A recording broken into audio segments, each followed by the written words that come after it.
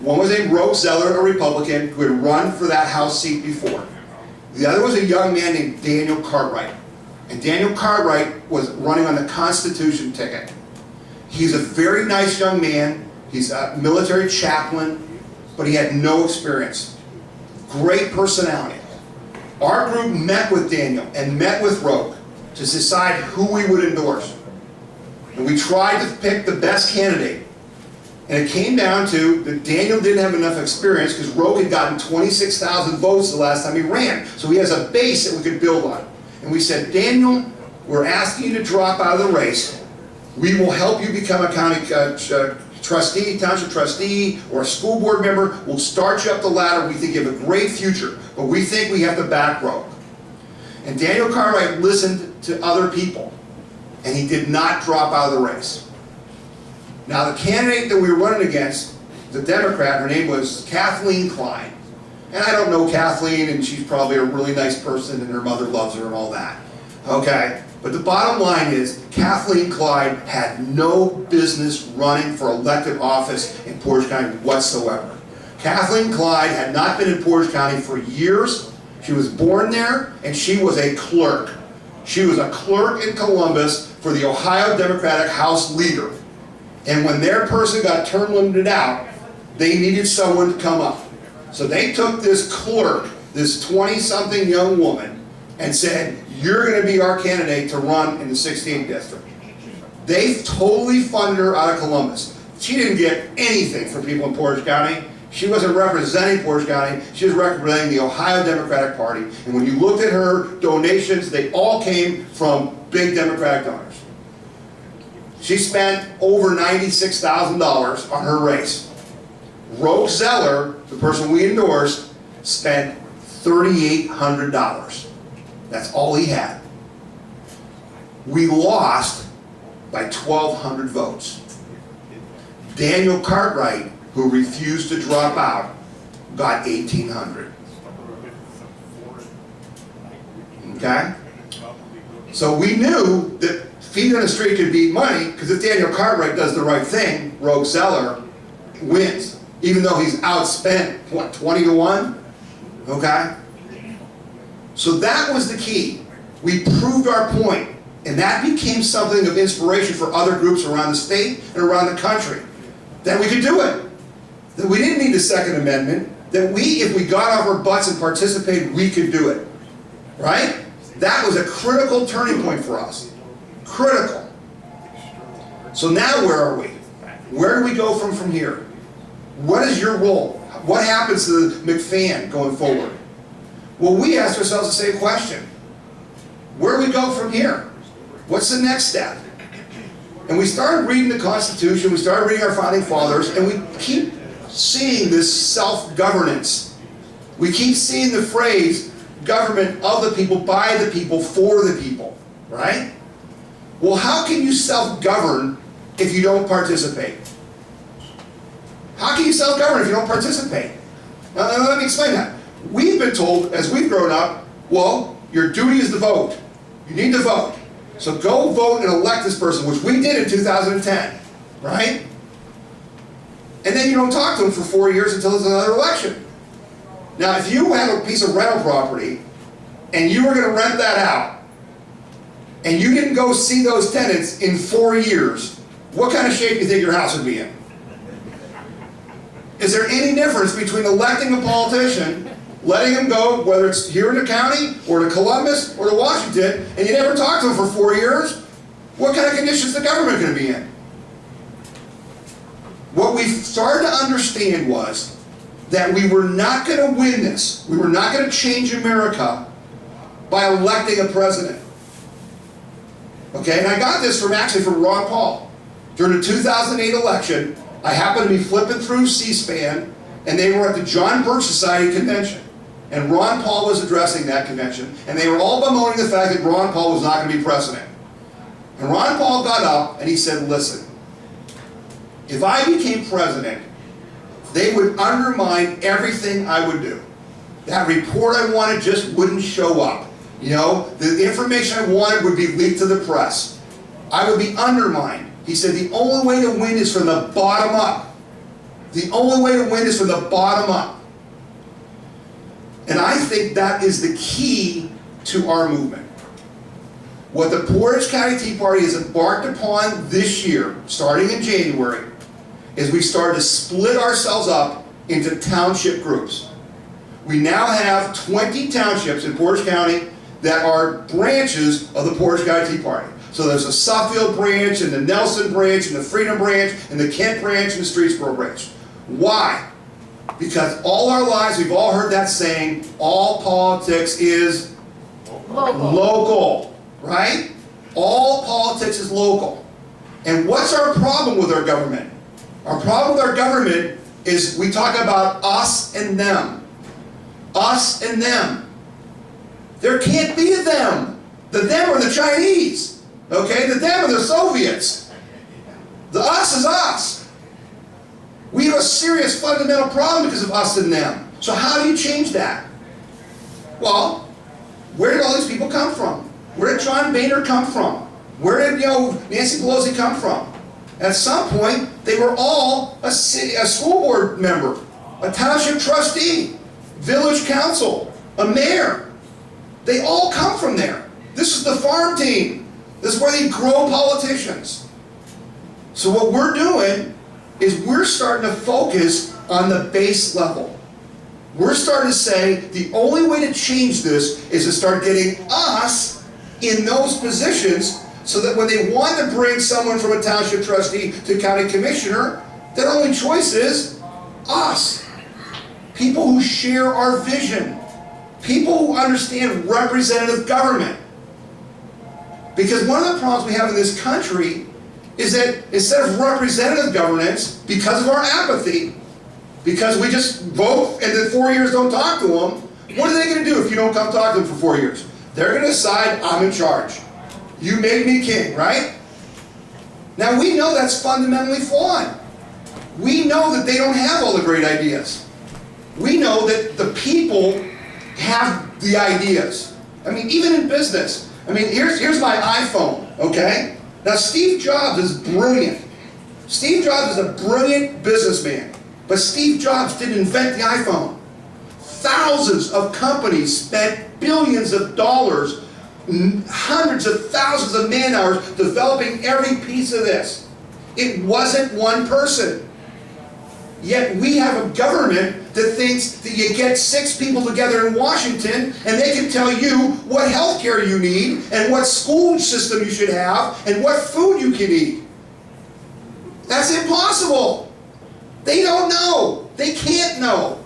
We know that for a fact. So we need to change that. We need to have representative government. So that means when we elect somebody, they actually come back and talk to us and take our opinion and vote to represent us.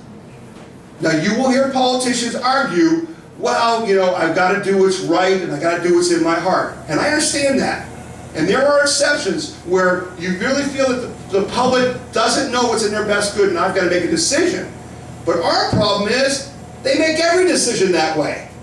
And we think they should make only one decision in their career that way, and all the rest are, I talked to my people in Medina, this is what they want, this is what I'm going to vote.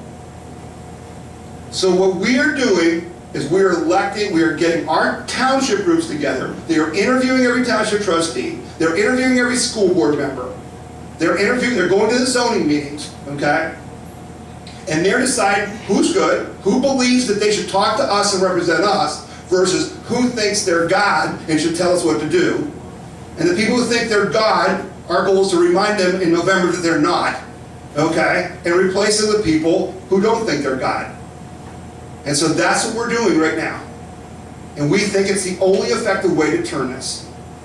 So now when people come to me and they say, Tom, Acorn, MoveOn.org, the president's going to have $1 billion. How can we defeat these people? How can we change this system? How can we do all this? And I look at them and I say, why do you not understand that we have all the power? They don't have any power. We control this country. Well, any money they have to spend came from who? Us. So that means we have more money than they do, right? It's just a fact. And so I say to these people, I say, listen to me. It really comes down to this. We are going to win when you go to the township trustee meetings, when you go to the school board meetings, when you go to the zoning meetings, when you don't have a personal issue at stake. Because if you're self-governing, you need to be in the room. You need to be at the zoning meeting because you care about your community, not because you need a zoning change, right? You need to be at the school board meeting, not because your kid is having a problem with a teacher that you want addressed, but because you are a citizen taxpayer who is funding this school district and you want to know what they're doing. It's stewardship. That's what self-governance is. And if you don't do that, you have no right to self-governance, and our way of having governance is going to go bye-bye. Because you're giving it up. You're saying, I won't do it. Just like they said we wouldn't go door to door, they're telling me you won't do it. You won't go to that school board meeting. You won't go to that township trustee meeting. You won't go to county council. And I'm here to tell you today that if you won't do that, you might as well stop right now. Because you're ceding your power. You're giving it up to these people and then complaining that they're taking it. And so I'll say to you this is the best analogy I can give you. If you are a religious person, if you believe in your God, whoever your God may be, you go to church or mosque or temple or wherever you go once or twice a month or every weekend, but you live your religion every day. Every day, your values are guided by that faith. If you love your country, if you love freedom and liberty, is it too much for me to ask you to go to 2 meetings a month? Is that too much to ask? Is that too hard for you to do? To go to a school board meeting, is that too hard? When our soldiers are dying for us so you can go to that school meeting? People will say to you that this is a political movement. This is not a political movement. This is a cultural movement. We are not about changing politicians. We are about changing what it means to be an American. We are about living up to what the Constitution gave all of us, and that is the right to self-governance. And you cannot self-govern if you don't show up. And the fundamental change we need to make is we need to show up. We need to take ownership of our township, our school board, our county, our state, and our country. But it's not hard. I'm asking you to go to a meeting, for God's sake.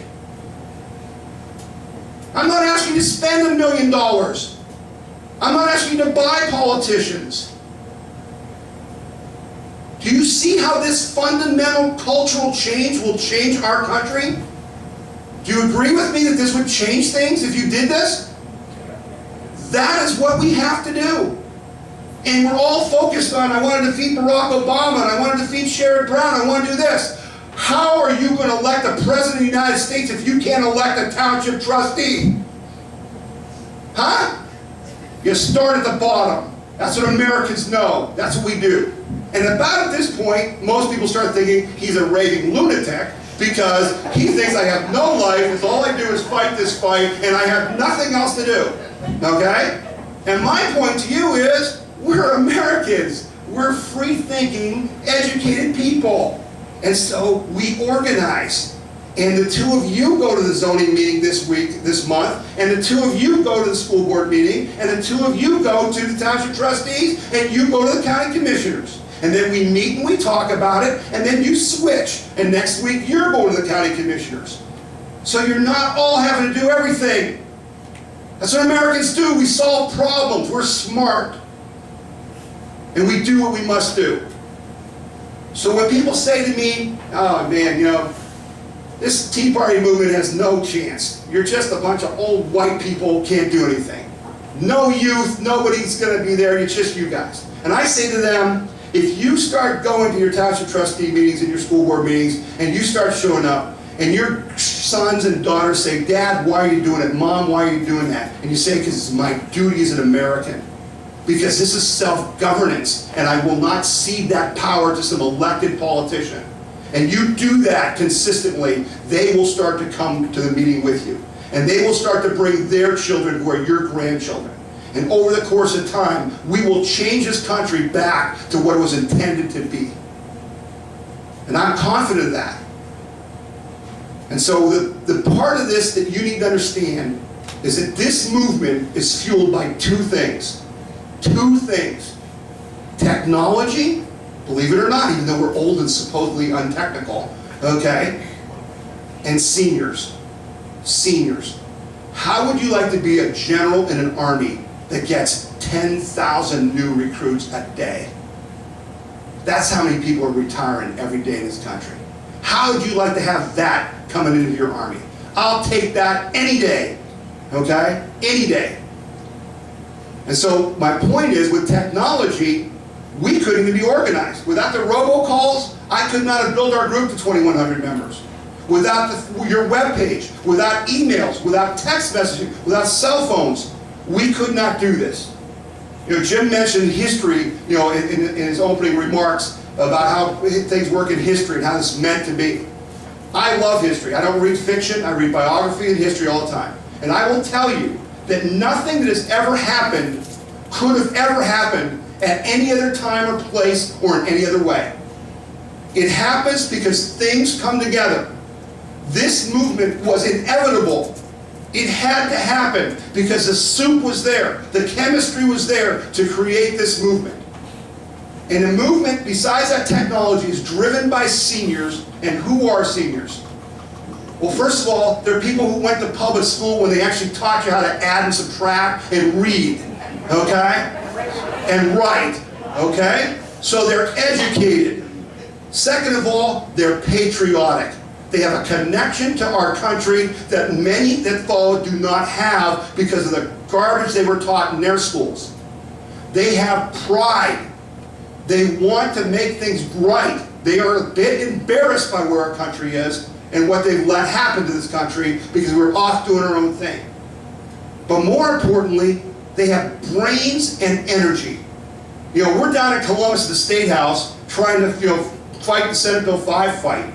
And we're in the rotunda surrounded by thousands of paid union people, firemen and policemen and teachers. And our people are there. And I've got a little 4-foot-nothing grandmother with our Tea Party group who's standing in the middle of the rotunda surrounded by 3 firemen who are about 6'5" and look like all they do is lift weights, okay? You think she was backing down? She's got her finger in their chest saying, "Listen, Sonny, I changed your diapers when you were a boy, and you're going to listen to me." She ain't backing down from anybody.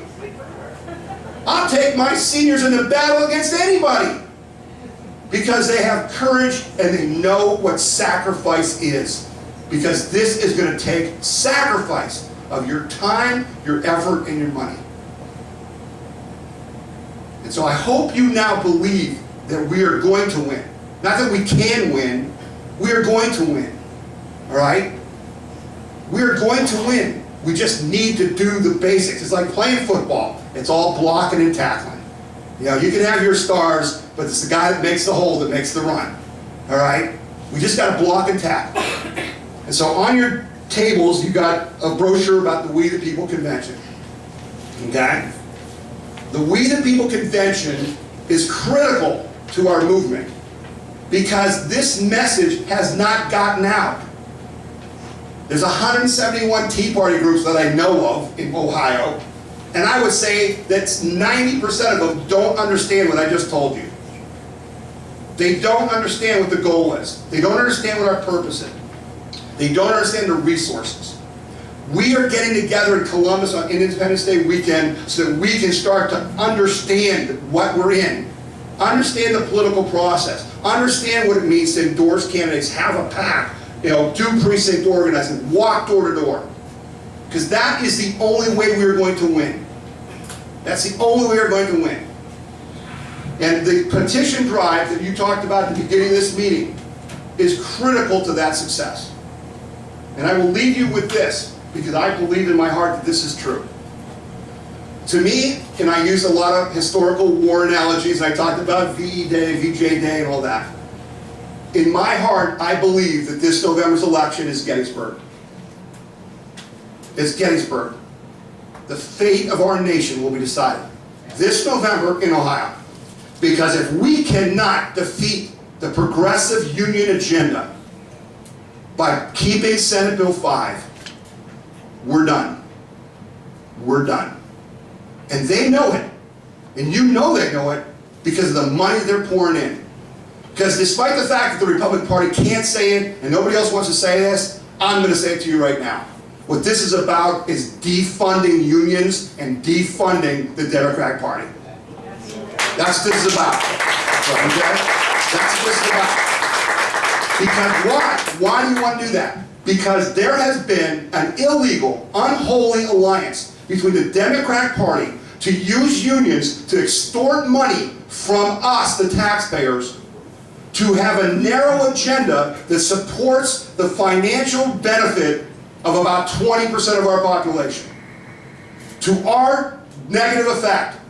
And they have been so good at this that even though they only represent 20% of the people, they have 66% of the power. Because they've extorted this money from us. And they can tell you all they want about working class Americans, and that's all BS. You saw it in Wisconsin when they right away said, well, we'll give up salary concessions and we'll give up benefit concessions, but collective bargaining's off the table. Why? That's where their power comes from. This isn't about union workers. This is about union greed and power and the Democratic Party. Because the fact of the matter is, if the Democratic Party cannot get union money, they will cease to exist.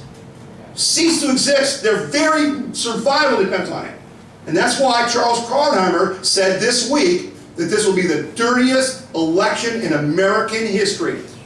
That they will do anything to defeat us. So I compare this to fighting the Imperial Japanese in World War II. They were fanatical. They were flying their planes into our ships. We would not do that. We love liberty and freedom and life too much. But we had to defeat this insanity. And as I said to you before, there is no trying. When you're defending your country, there's no trying. If you don't defeat the Nazis, we're all speaking German and I'm not standing here. If we do not defeat the Japanese, we are all speaking Japanese. It is all or nothing. And it is all or nothing this November. Because if Senate Bill 5 gets overturned, John Kasich is a one-term governor, Barack Obama wins in 2012, and we're done. So you got to get your feet going, you got to talk to your friends and neighbors, and you got to make them understand the war is coming to our door. And it was supposed to be in 2012, and now it's going to be 2011. And you're going to have to go door to door and look people in the eye and say, I'm asking you to vote yes for Senate Bill 5. You're going to have to make it personal. And all politics are local. I greatly appreciate you taking the time to listen to me. I know we'll go for a long time, but thank you so much. Thank you, Tom.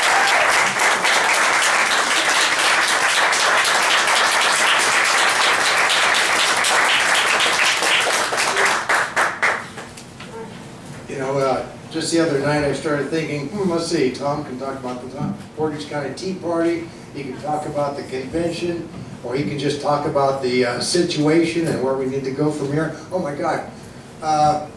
Wow, we ought to have Tom speak 3 times, not just once. But he managed to pull it off and cover all 3. So, did anyone have any questions, or do we think he pretty much covered it all? Dick? I can speak loud enough. First Amendment rights of grade school children are now being challenged. We saw it on television. Yep. It's amazing. It's easy to get depressed if you keep track of the news, which I think we're all doing. It just seems to be unending, where our president is over there celebrating his Irish heritage and seems to be totally unaware or doesn't care what's happened in Joplin, Missouri. He doesn't Yeah. has what he wants to do now. Right, and the NLRB is telling Boeing, well, you got to put your plant in a union state, not a right-to-work state. And EPA says you cannot drill for oil when the price of gas goes over $4 a gallon. So it's just constant and unending, and you can just drive yourself nuts with all this stuff. But like Tom says, we're all patriots, most of us are seniors, we don't give up. We will win this, as long as we don't give up. We gotta find more like us. So at any rate, I don't wanna try to overcome what Tom did, because he did a great job. But a few more announcements. Marcia, David, Marcia, did you want to say anything about the Abigail Adams project today? I've been going around to different Liberty groups, giving my presentation, and I'm sorry, and I was really blessed because Becky Barbie has agreed to be the Johnny County Chair. Excellent, excellent. So, she's gonna need help, and, we'll be talking about it in a meeting, but she is gonna need some help. She's gonna need 2 hours from everybody in this room and everybody who's not here today. And like Tom said in his presentation, 2 hours isn't a whole heck of a lot of time. We can all give it.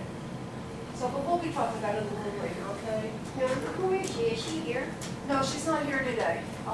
She comes to the meetings, but she couldn't be here today. Okay. Okay? Okay, yeah, it's very important. This primary this year was very much of a snoozer for Medina County. I mean, there was one guy in the primary ballot in Brunswick and one in Wadsworth, and some initiatives.